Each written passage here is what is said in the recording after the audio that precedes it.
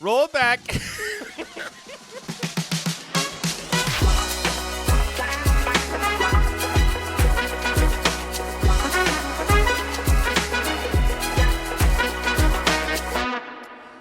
Glenn Brown.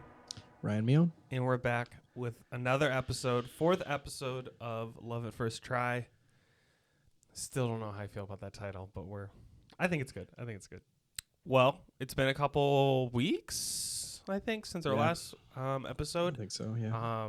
We'll obviously have more of a normal recording schedule in a little bit, but we're kind of doing the backlog of episodes right now. We should definitely have a normal posting schedule at least. Yeah, Maybe not a it'll normal recording be a normal schedule. posting schedule. The one thing was interesting is there's some stuff I want to suggest, but it's almost like I'm worried it will stop being trendy, which doesn't really matter. It's going to be good either way. Like stop being trendy by the time the episode hits? Like a thing there's a movie I want to suggest to you and then a TV show that I want to suggest to you. And both of them recently came out. Gotcha. But it'll be kind of like missing the mark a little bit, in the sense of like the algorithm. But they're both really good things that I'm going to suggest anyway. Hey, we're not here for the popularity, right? Yeah, just go ahead. Here to have a fun time. There you go. Oh, do I keep missing this mic? It's fine. Okay. Just point it at your face. At my face. Dead center at the face. Okay. Okay. Here we go. Are we restarting? No, we're not restarting.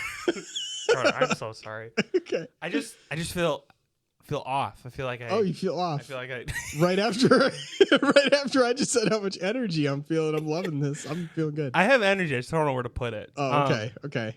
Okay. I hate to break it to people. This is the podcast. It is. It's gonna be a little chaotic from time to time. So I'm gonna review Scythe. Yes. The board game that we tried. Yeah. And then I'm gonna suggest something to you as the podcast goes. Yeah. So here, okay. Scythe. Yeah. Okay. Yeah. I felt very confident about this one, but I'm waning a little bit. I didn't like it. You didn't like it? Okay. Wow. I didn't think we were gonna go that far negative. Okay, I thought I'd at least get a neutral. Okay. Wow. So here's my caveats to it. Okay. It was meant to be played with multiple people, more than 2 people, I think. Definitely, even though you can. Yeah, I think it's better with like 3 or 4 people. Yeah. 5 gets a little crowded. So I think there was a little bit of that. Okay.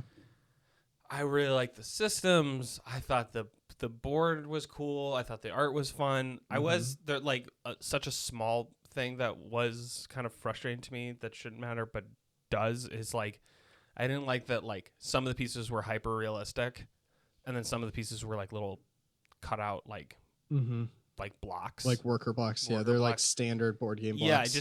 There wasn't that consistency that Wingspan had for me where I felt like super immersed. Okay. I kind of had these little moments where I was like, okay, why is this like a Lincoln log, but that's like a full model of like a mech? I feel that threw me off a bit. Sure. I don't know if it's just where I'm at on a sense of like time frame of how much time I have to play a thing or what. There was just something to me that was like, it's long and it was really complicated. Yep. And I was like, cool. I'm okay if I never play this game again. Wow, like, man, swing and a miss. I'm sorry. I thought I had you on this one. And it's almost like I like think I would like it if there were more people, which I think that's the only time that I would try. Yeah. I think I was just like, I thought it was cool. I just didn't care. Like halfway through, I was just like, I might win. I might lose, and I just don't like. Sure. In Wingspan, I was like, even though I knew I probably wasn't gonna win, I was like, oh, cool, okay, and then I'll do this, and then I'll do that. Like I got into that flow, aware that I wasn't gonna win, and Scythe was like almost too chaotic. And like I could see the strategy playing out, and you're playing very reactive, and and again with like the 2 people, it was like. We just kind of did our own thing, even though it felt like we were supposed to be at war. Yeah. And we didn't do a lot of combat. Yeah. And, like, you just kind of took positions, and it was like, okay, that's the game. Like, it just kind of felt like that's the game. Yeah. And it was, like, a pretty close game, I think. Yeah. Like, but I don't know. I couldn't. It didn't hook me. Okay. It didn't suck me in, which is also really funny because I think Scythe on paper is more of my kind of game than Wingspan. Definitely. Yeah. But I way more enjoyed Wingspan. Well, I mean, that's honestly quite exciting to me because I enjoy Wingspan way more than I enjoy Scythe. I just thought Scythe would be your kind of thing. No, I agree. I think that's a good suggestion. And I was kind of like laying in bed after it, thinking about it. I was like, I didn't like it. Dang. Like okay. I don't think, okay. and I don't think it's a game that I feel like if you like those kind of games, you need to try it. Yeah. But it was also this piece where I was like I would like Dead of Winter, but it's also just like I don't want to set up all these pieces, get everyone ready. Like there was just this piece of like I just want to play the game, and I think like that was the mind frame I was in, and kind of the mind frame that I've been in lately. Like sometimes I like the games where it's like, get everything set up, get everything prepared. You know, you lay out the table, everyone comes. It's just event.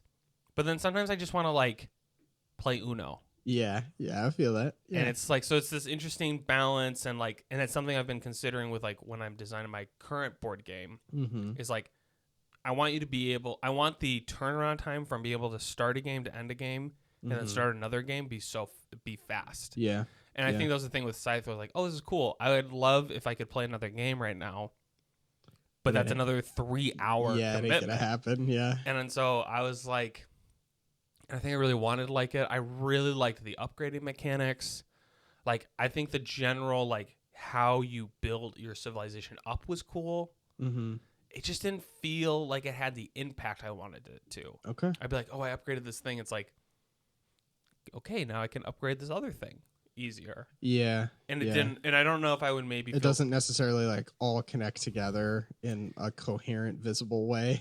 Yeah. And maybe, and again, it's like I keep bringing it up because I keep feeling like it was the missing part was like you were on the other side of the map. Yeah. I was on this map, and there was just like for so many turns, just like nothing eventful. Honestly, we could have gone the whole game without interacting with each other at all because it was 2-player on this big map. Halfway through the game, I realized that, and I was like, "Well, I'm just gonna send my guy over there and start messing with him." Yeah, you know? Like I just and I just could to have something happen. Like I could feel that. Yeah, and I'm like, he's not doing this because he has to. He's doing it because I wanted to do something. Go, hey, this is how combat works. Yes. I'm like, this is. I don't know. Yeah. So it's like that's fair. I would maybe try it if there were more people involved, but it just felt, and it kind of felt like this, like there's this thing where it's like you have so many moving systems in a game that it's like you can make a really like chess is a really simple game, but it's really complicated. Yeah. There's like easy to learn the basics, but then nearly impossible to be a master at it. So I think I'm just like you're looking for something that's like easy entry but a wide path to explore. I don't know. I'm so torn because my gut reaction is like I didn't like Wingspan or not I didn't like Scythe. Okay. But I really wanted to like Scythe. And I really liked the direction it was going. It just didn't have that spark for me. Okay. Like, there's something about when I was playing, like, starting to really learn Magic, I was like, oh, this clicks, and this feels cool, even though I don't really know what's going on completely. Or Wingspan, when I was like, oh, okay. Like, there was no, like, ooh, I like where this is going now. Sure. Like, I would go, here's the goal, I'm going to build this mech and give him the ability to go over water, and then it's like, oh, okay, cool. Like I can do that now, I guess. Like, is that? Yeah. How helpful is that? So I don't know if it was like I just wasn't put in enough positions where the upgrades I was doing or the things I were doing felt okay. Here's the best way. I didn't feel impactful. Okay. It didn't feel like my decisions had a larger impact on the game. And even in Wingspan, my decision to move, put this bird down, has a huge impact on how the whole system works. Yeah. Where this feels like I'm trying to really like optimize where my workers are at and what mech thing I get and all this stuff. But at the end of the day, it just felt like, okay, but like if I get another mech, who cares? Yeah, it's almost like there's so many decisions that they all feel small and impactful. Yes. Yeah. Absolutely. Got it. Okay. Yeah. Okay. So it was our first miss, Glenn. How does it know? Hey, No, but it's not going to be a 100% hit ratio on this podcast. No, I don't think so. But I think It's that's impossible. That's the thing that's interesting about it is it's so my game on paper. It's okay. It's like I'm glad you're backing me up on that because 100%. that's why I came in so confident. I'm like, on paper, this is Ryan to a T. Yeah. Like, well, and it's like, and it made me. What I love about it is it made me start to really think about what do I like about a game, and I think like the first thing sometimes that pops up is like, ooh, complicated war games. Like that's Ryan's kind of like, yeah, like that's the thing that he really enjoys. Yeah. But then I think of like, I love Risk. Yeah. Like it's so and fun. That's pretty simple. And it's simple. Though. Yeah. It's a war game, but it's just like you move the guys and you roll dice. Like, yeah, I would say when I suggested it to you, like super complicated wasn't even like the reason I thought I was perfect for you. I was more of thinking of like the strategic elements that were going on seemed like elements you would like, as well as kind of the mech, like painted figurine kind of vibe. Yeah. It seems like up your alley too. I don't know. There seemed like a lot of small components then that when put together seems like very Ryan. Yeah, and I think the other thing too is like we keep referencing Dead of Winter, but it's just like it's one of our easy touchdowns. It's one of my favorite board games. Yeah. But like you're only controlling like one or two people, but every single roll everyone cares about. Yeah. It all really counts. Cool, I have this. I made this tunnel. Who cares? What is this like? This benefits me a little bit and doesn't really make your life any harder. Yeah. And so it's just like with Dead of Winter, it's like you roll to look for food, and everyone's losing their mind every roll. That is okay. So now that you said that, that really like hits me of something I do really enjoy in board games, like Dead of Winter or like Pandemic is a really good example. Have you played Pandemic? No, I haven't. Okay, well, maybe that's coming up on this podcast. 3 board games. No, not in a row. We'll wait a little bit.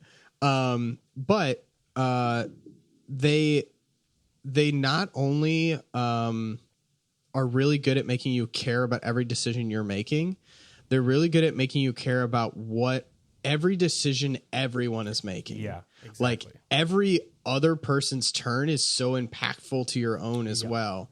And Pandemic is a co-op game where you're all working together, but like you're so invested in other people's turns because it's going to highly affect what you do on your turn. Exactly. That does. Now that I'm thinking about it, that does sound way more fun.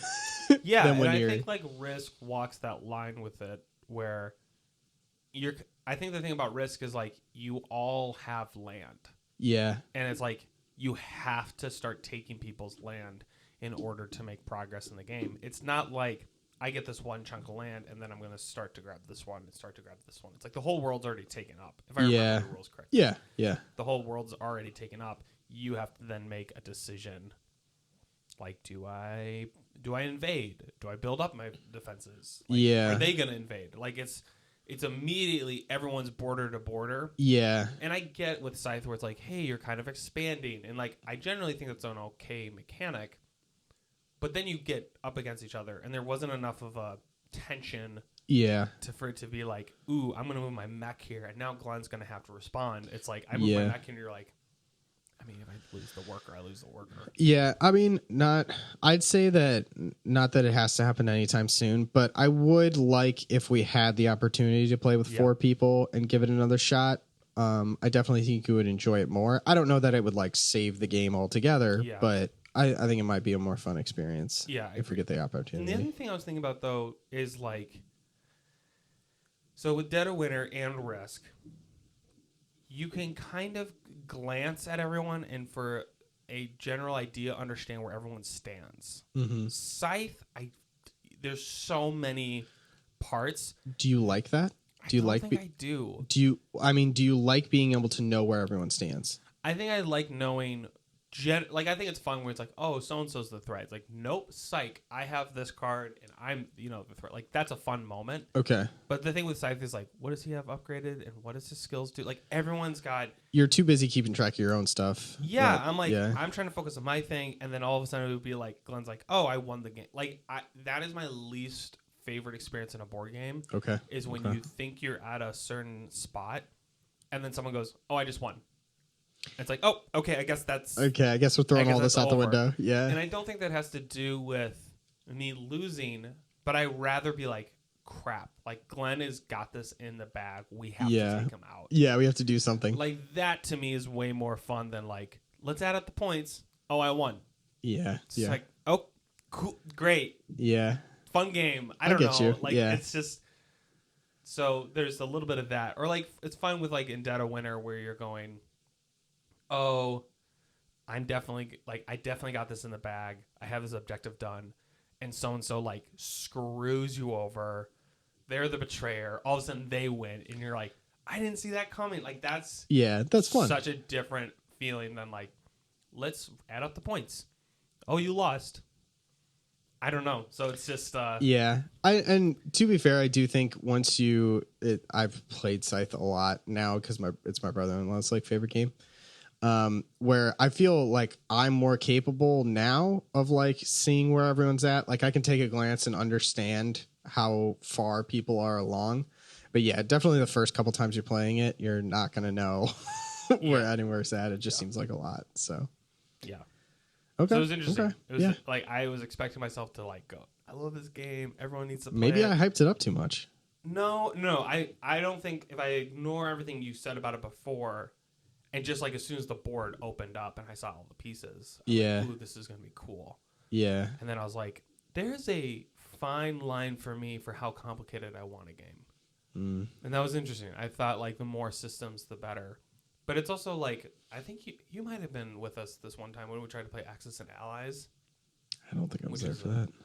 That might have been middle school. I don't think I've played that before. Well, we didn't play it. Oh, okay. We tried to play it. We tried to play, and we're like, I don't even understand these, like, all what's going on here. Really? Okay. And, like, I've heard it's complicated, but... Yeah, and to be fair, it was like we were younger, and we hadn't played, like, D&D or, like, other... Sure. Not familiar with stuff like that. So it was, like, a little different. But, yeah, I liked it overall. I just, like... I'd say, like, if I had to give a rating... I forgot we give ratings. Yeah, hit me with the rating. Just and like opinions change over time. Yeah. You know, this is just your first. I'll just give it a 5 out of 5 stars. I give it like 2.5. Okay, that's fair. It's like that's fair. Right in the middle. Horrible game. I didn't hate it, but like, am I gonna ever pick it up again? And am I gonna be excited to go over to someone's house if they're playing it? Okay. Like I'll do it, and I'm sure it'll be fun. But I feel it. Okay. Also, it's like, isn't it like really expensive board game? Isn't it like it is pretty expensive? Like $120 or something like that. I don't know that it's that much, but I know that I can't remember what it was, but it was enough that I borrowed it for someone and didn't buy it to bring it to this podcast. It was enough where I didn't want to buy it, but I do think the price has come down a bit from where it was originally. Oh, I was very off. It was $60. $60. I mean, it's not bad. It's still a decent chunk of change. So. I mean, for a board game of that size, scale, that's not bad at all. That's not bad. So yeah, I think it was a miss. I'm surprised it was a miss. Okay, I mean that's good to hear. Yeah, that's good to hear. I wasn't completely off base in the pitch. No. Yeah, which I think to transition, I think that I'm pitching to you. Mm-hmm. I have actually no idea if you're gonna love it. Oh, okay. I just love it so much. Okay. That I think you might like it. So we'll find out. Okay. So we're going to go to our break, and then we'll be right back. Sounds great. Welcome back. We're here. And I'm going to give you my suggestion of what I think you should try. I can't wait. What I think you'll love. Okay, so I need to kind of, before I actually tell you what it is, I need to describe a feeling that I have around documentaries. Okay. So it is a docu-series. Okay. So for those, I think we might have mentioned, so I went to school for documentary filmmaking specifically. And I don't think I'm too pretentious when it comes to docs. Like, you disagree? No, no. No, I'm Like, not disagreeing. I just know. Like, I just love that you're leading with that. That is your lead for this that's pitch. fair. Okay. I don't think I'm too pretentious. Well, okay, hold on. I don't think I'm too pretentious when it comes to documentaries in the sense of like there's some kind of more highbrow where it's not necessarily for the masses. Just when it comes to documentaries. You're pretentious everywhere else. Yeah. I mean, kind of. So this is like I would say like a easier access point when it comes to documentaries. Okay. But the thing I've been hating, I'm all over the place, but it's fine. The thing I've been hating about documentary series lately is that every documentary series is just about murder or rape or this criminal did this thing or this serial killer. Bad, and depressing. It's just like, I get it because it's such low-hanging fruit. It's like, this is this awful thing. Let's explain to you for 3 episodes how it happened. Yeah. And sometimes they're really cool. Like, I don't want to say that they're all really bad, but it was like, when I first told people I was doing documentaries, it's like, oh, so like National Geographic, like animal documentaries, like that is really that was the first poll. That was like the for? thing that people. It's like, oh, so you're gonna go like film lion? Like that was their understanding of documentaries, and now that's wild to me because I feel like my first poll for documentary is like war. Like I think of war documentaries, exactly. You know, which also to me makes me I would so never angry think animals. because they're both so. There's such extremes. Yeah. And I get it. Like, there's a lot of stuff in the middle. You have Ken Burns. He's like one of the biggest documentarians out there. And then like, you know, Planet Earth and all those different things. Like they're great. Yeah. But it's just wild to me because it's like, for me, the documentary moments that really click are like when you just get a slice of what feels like this, like you're a fly in the wall. Sure. Sure. Oh, I should have researched it. But sorry, quick question. Yeah. Do you think that the reason those two are so prominent is because there are huge like TV networks set up and geared to those things? Like there's not National Geographic and you got like the History Channel. You know what I'm talking about? Like, but like the thing you're talking about, the like almost like slice of life or like the things in between don't have like this big network to pick those things up. Is that the reason? Yeah, because I think a lot of those times for documentaries like that, you have to kind of go out and seek them. No one is showing, not very often. You're not seeing like big blockbuster documentary films. Yeah. It's kind of like, if you like documentaries, you have to go and find them. Yes. But now they're becoming big because you're having these serial killer documentaries or like Jeffrey Epstein documentaries. Like there's just so many on these like specific people who have done just horrible things. A lot of biopics also recently. Have you noticed that? Yeah, and so many biopics. And it's just like, I think sometimes they're cool, but sometimes their branding, it's more of a promo piece of look what I'm doing, stay connected to me. And like I don't want to bash anything specific because I think some of them are really well done technically. I don't get the same connection aha moment that I do. So one of the biggest documentaries, and I will probably suggest it at some point to you, is Minding the Gap. Okay. And this is not what I'm suggesting currently, but it's 4 skateboarders in Rockford, Illinois, and it just follows their story. Oh, and okay. I thought we were going to be in London here. No, Mind the Gap. Yeah, and it's a 180. It takes such a 180. It starts about skateboarding, and then it gets into domestic abuse and parenting and fatherhood, and why do these kids do this hobby that's so painful? Gotcha. And it's incredible. It's just so amazing because you get to empathize with these people that you might have never understood, and you get to, when you can connect to a person in a documentary to a level that's not just I went through this traumatic of event, but this is just me as a person. Like maybe there's traumatic stuff in my life, but you get a little bit of this whole picture. I know that's kind of pushing the envelope a little bit, where it's like it is a documentary, so there's things that are cut out, and it's you get a glimpse into someone else's life and get to know them on a little bit deeper of a level. You get immersed. And I think documentaries are having this huge explosion right now because you have these kind of crime documentaries, you have documentaries about different pop culture things, you have it's just all these documentaries are exploding, and they're becoming more like documentary series. So they work with the whole Netflix and Hulu algorithm of just like more and more content. One of my biggest gripes is a documentary series that is reusing content, like where they have to keep reminding you about another thing. And I'm just like, you can tell this story in an hour and a half. This does not need to be 3 hour-long episodes. Can I go on a quick tangent? Yes. Because my wife, Holly, like, I'm not judging people who watch these shows. More power to you. If that's what you get enjoyment from, that's what helps you relax, go for it. But I personally cannot watch some of the TV shows she watches, mostly on Discovery Channel or like TLC, like those kind of shows, because literally in an hour-long episode, there was only 5 minutes of content. And before and after commercial breaks, they're just telling you what is going to happen. Yeah. But they will tell you like, oh man, this guy falls in the woods and breaks his leg. Yeah. That does not happen for 20 episodes from now. Yeah. But every single time you come back from a commercial, it's going to play you like a 3-minute clip of like, oh my gosh, this guy's falling in the woods. Yeah. Yeah. And I'm like, nothing happened in this episode the whole time. It drives me insane. And I'm going to do this. I'm going to draw a really fine line and say there's a huge difference between reality TV shows and documentaries. Oh, yeah, sure. And I think like a lot of times the reality TV show does that. That connection brought me 100%. Yeah.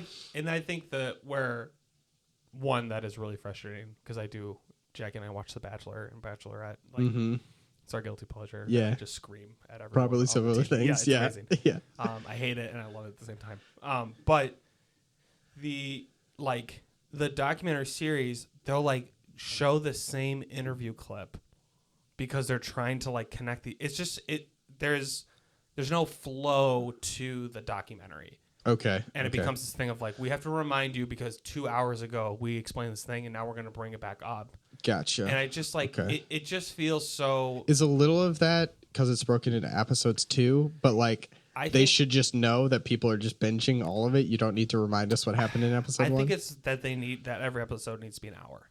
Okay. In their head or whatever time it is, rather than saying like, we're going to cut. Like, I don't think the amount of content from a good documentary, and this isn't always the case, but like you have hundreds and hundreds and hundreds of hours of footage and like so much gold gets left on the cutting room floor when you're trying to put it into this tight 1.5 hour where it feels like to me that they take a bunch of talking heads, like a bunch of interviews, and they go, we have to extend this and we have to use the same, photography, the same photo or the same graphic because we need to extend this into an hour for 3 episodes or 7 episodes. Yeah. And I just go like, it just kills me because I feel like it's the kind of, we're just trying to keep this thing going. And they said that we need 7 episodes, and so we have to make 7. Like, I don't know what the inner workings of all that are. There's a little bit more business going on there where it's like we have a contract to meet and like stuff like that. I just think sometimes it's fine and it doesn't bother me at all. And sometimes I'm just like, I really like this content. I really like the story. I just wish they tighten it up. So, that all said, this is a documentary series. Okay. So it's currently coming out. And first 10, 15 minutes, I got totally swept away. Okay. Like I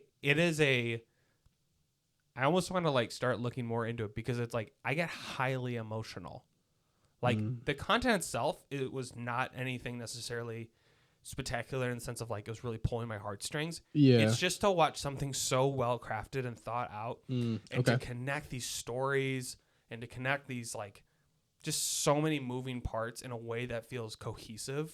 I mean, you're an artist and you're seeing a good version of your art. Yeah. And I like, there's some big names attached to it. And so it's like, there's also this piece of me that feels like, oh, I shouldn't feel that way because it's mainstream, which is like very much is a pretentious like hipster. But like, first episode, I'm like, I'm done. I'm sold. I'm watching this to the end. Maybe not every episode will be this good. So you said this is currently coming out? So it's not like full released yet? No. Okay. And so it's on Hulu. Okay. It's called Welcome to Wrexham. Have you heard about this? This sounds extremely familiar, but I can't place it. Okay. Welcome to Wrexham. So I'll just read I've off heard Wrexham IMDb. before. Documentary series chronicling the purchase and stewardship of Wrexham AFC, one of professional football's oldest clubs, by two Hollywood actors, Ryan Reynolds and Rob. Wait, I have heard of this. Yeah. I've heard ads for this. Yes, yeah, you have. I thought this was a TV show. Like they said Ryan Reynolds, and I'm like, okay, he's acting. It's him. He's acting as like this in this comedy where they buy a football team. So Ryan Reynolds. That's what I pictured. Yeah, no, Ryan Reynolds. Okay. As Ryan Reynolds. Yes. Partners up with I always say his last name wrong. Rob McElhenney from Always Sunny in Philadelphia. Okay. Mythic Quest. Which guy in Sunny is he? He's the one that is really buff and then gets really fat and then also becomes gay and then gets buff again. I don't know how like into. I know one of them got extremely jacked, and I saw an interview about it. Okay. That's him. Okay. Really cool guy. Yeah. Wait. I'm sorry. Yeah, I'm reeling right now. I know. I'm reeling right now. Okay. So this guy and Ryan Reynolds, Rob and Ryan, actually bought a football team in Wales. In Wales. We're talking about soccer. Yes. To the American folks. Okay. So, yeah. Okay. Sorry. Go ahead. I'm okay. I did not know we were going here. Okay. So it's this town, Wrexham, Wales, which had a major like iron and steel industry there. Okay. Really popular. It has the oldest stadium in the world for football, for soccer. We'll just call it football for now on. Yeah, sure. Football. And so they're, really good team. They've been going for like 100 years or so. And then the town starts to kind of fall into hard times. The team starts to get demoted, and it's this whole thing. And so some people in the past bought the team and kind of screwed them over, so they're even doing worse. And then Rob grew up in Philadelphia, and he really connects with this town and this football team, and one of his writers on his show... In Wales. So one of the writers on the show, who's English, follows football, and so Rob would see him watching football all the time and go, explain the sport to me, because Rob's into American football. Yeah. And so then they start going, and he has this idea, and he goes, if I want to do this, I need like bigger money. So over social media, he connects with Ryan Reynolds, and they never meet in person. Who is from Canada? Who's from Canada? That's the other thing. I'm like, what is their connection to this football team? There's so they mentioned that. They're like, we understand that an American and a Canadian Hollywood actors are looking to buy a Welsh football team. Yeah. And they but here's the thing. It seems so out of left field. Oh, absolutely. It's just the wildest thing, but what I love about it is you get to see them have to ask the town, because the team is now owned by the town. The town has to vote all together. Okay. So you're not watching them when nothing's scripted. And it's just they're on the Zoom meeting.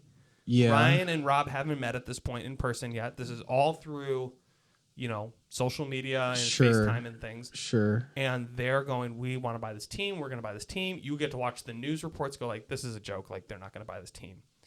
And then connect with people. And they're like, okay, we're going to put it to a vote. Do they? Because it's not even like their business. Like, they're businessmen to a degree, right? Yeah, like 100%. Like Ryan Reynolds owns a Mint and Mint company. Mobile and Aviator Gin and stuff like that. Like, he could go to the owner of this football team and be like, hey, I want to propose you a deal. I want to buy the team from you, blah, blah, blah, blah, blah.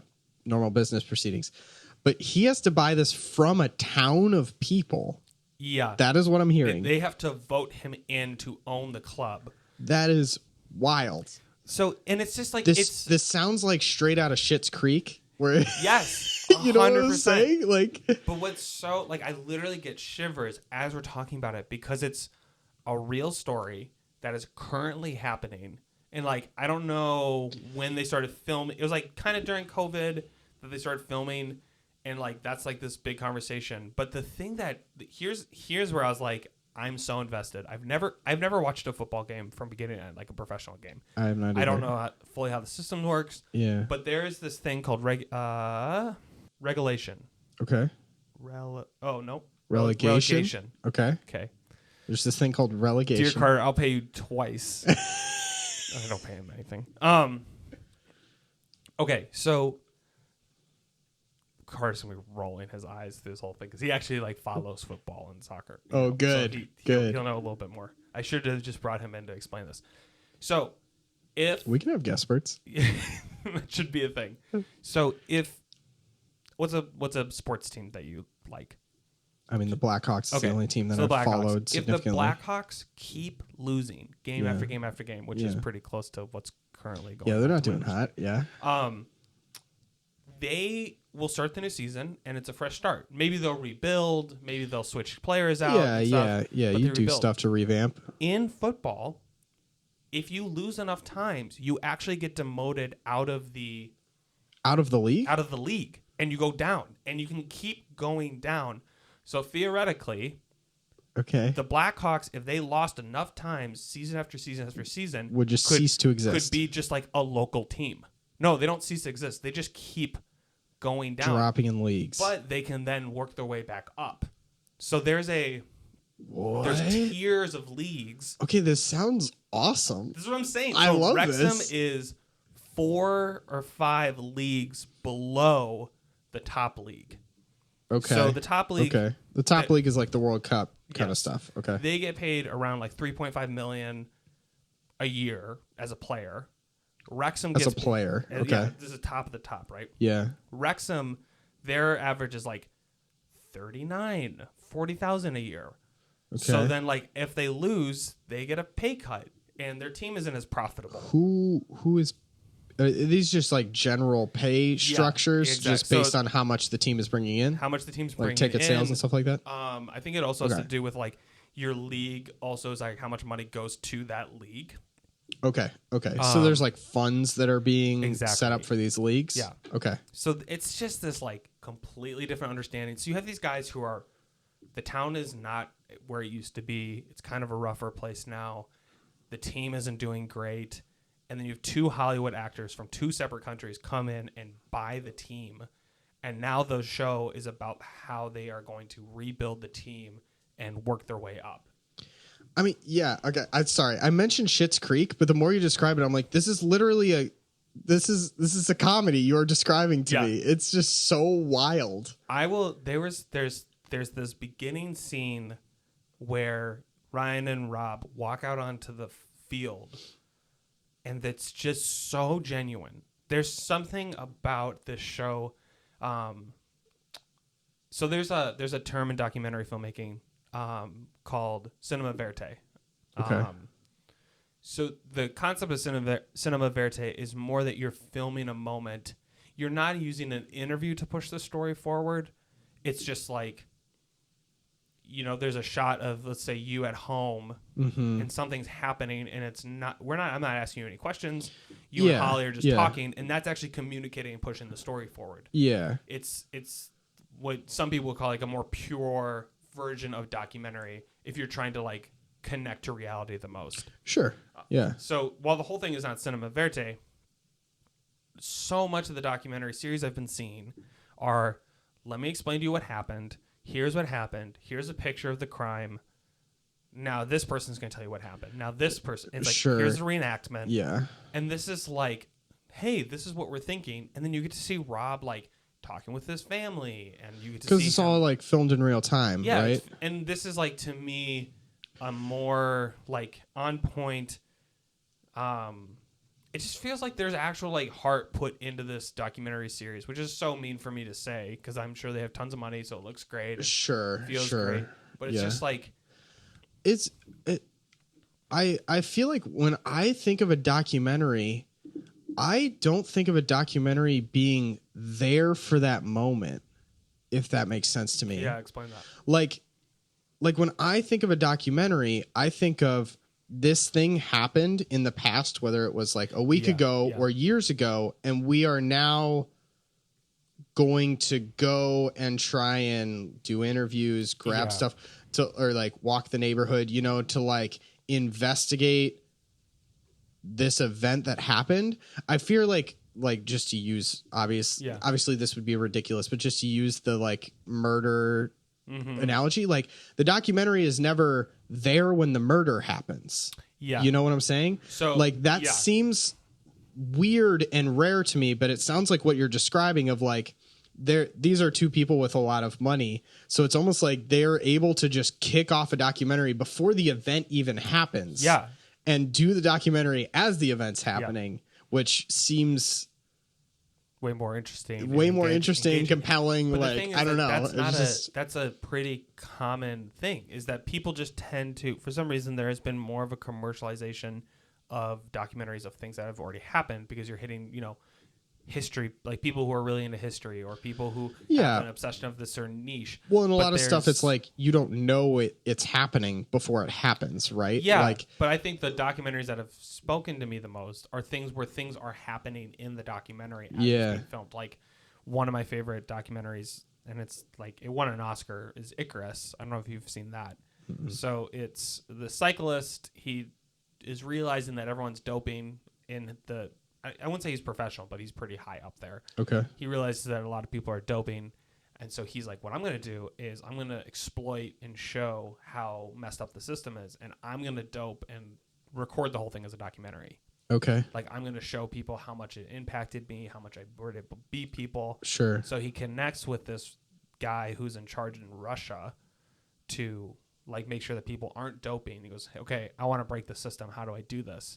Halfway through the documentary, the whole event of all the Russians doping for the Olympics happens, and the guy he's talking to is involved, and so they need to get him out of the country because Russia is now starting to take people out who are involved. So the documentary takes this 180 shift from this is a documentary about doping, and now this is a documentary about politics and what the Olympics mean, and the Russian government, and he's like calling him. He's like, this guy that I worked with just randomly happened to have a heart attack after all this stuff happened.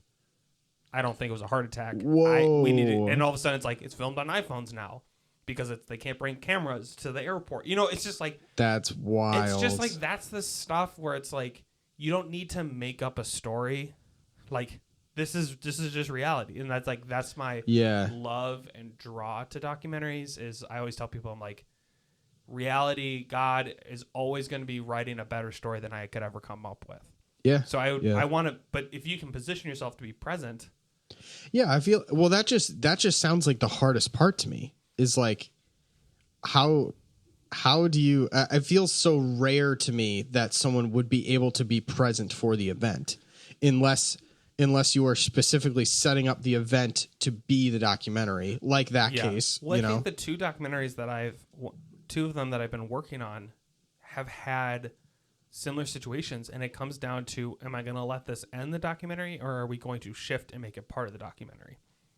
Because I want to tell this story. Well, the story hasn't happened yet. I'm filming the story as it's going on, and this change happens. Like one of our main characters in a documentary we were doing died. Okay. And so then it becomes, okay, what do we do with this? Do we just end the documentary?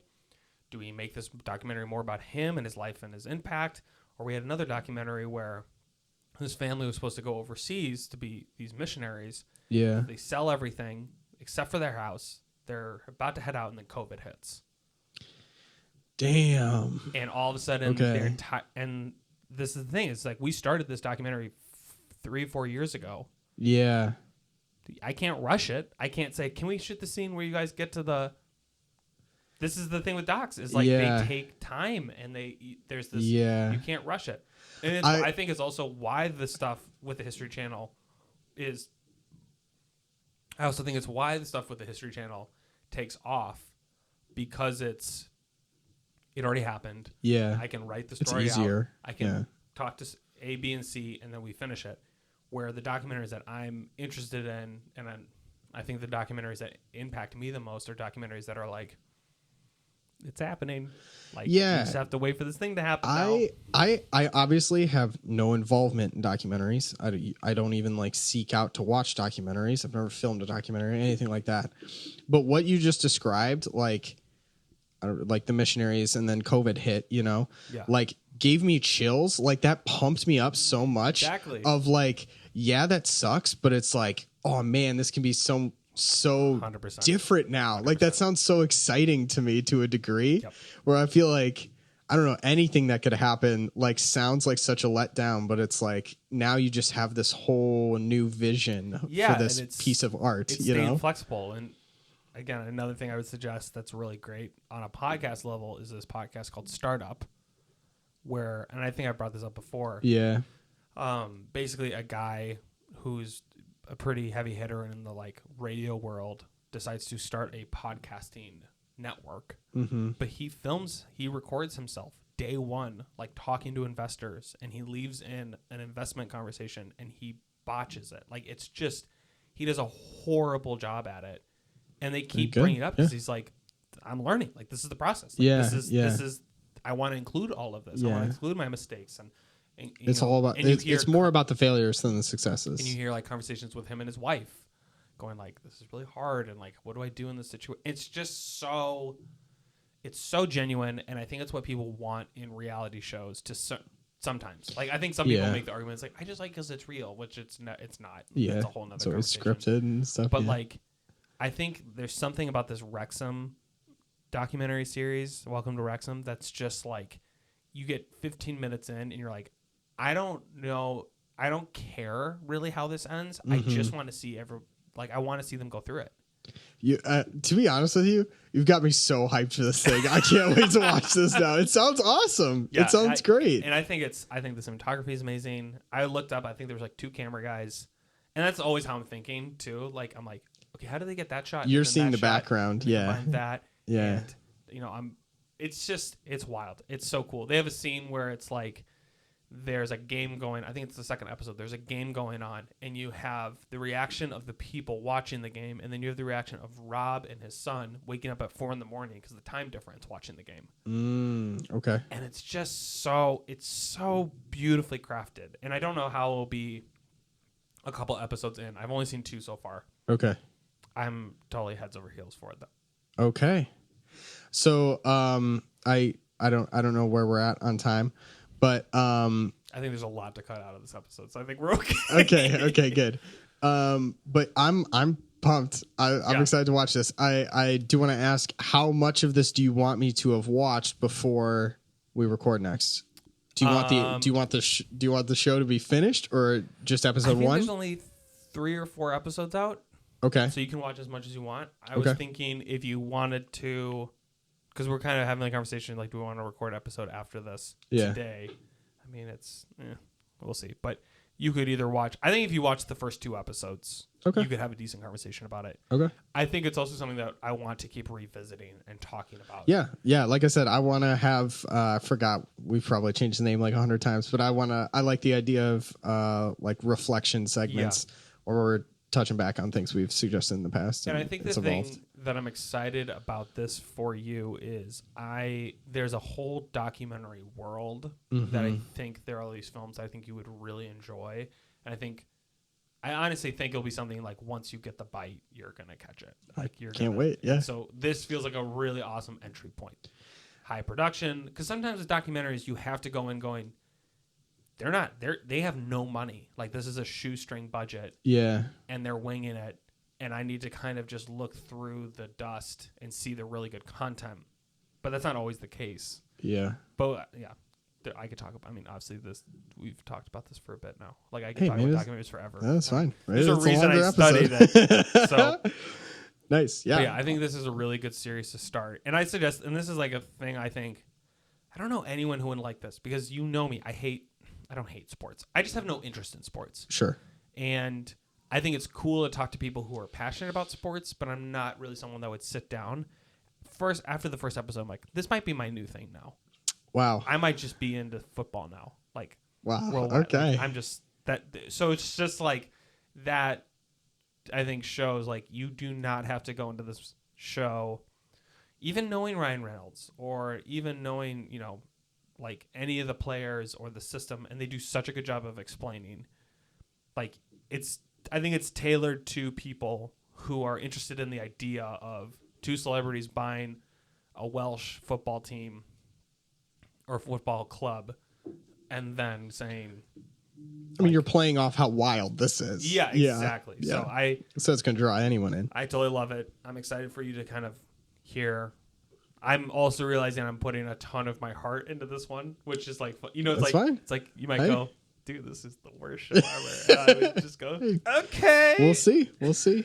So that's my suggestion. Okay. And I can't wait. I look forward to hearing your review. And, yeah. Yeah. This is Ryan signing off.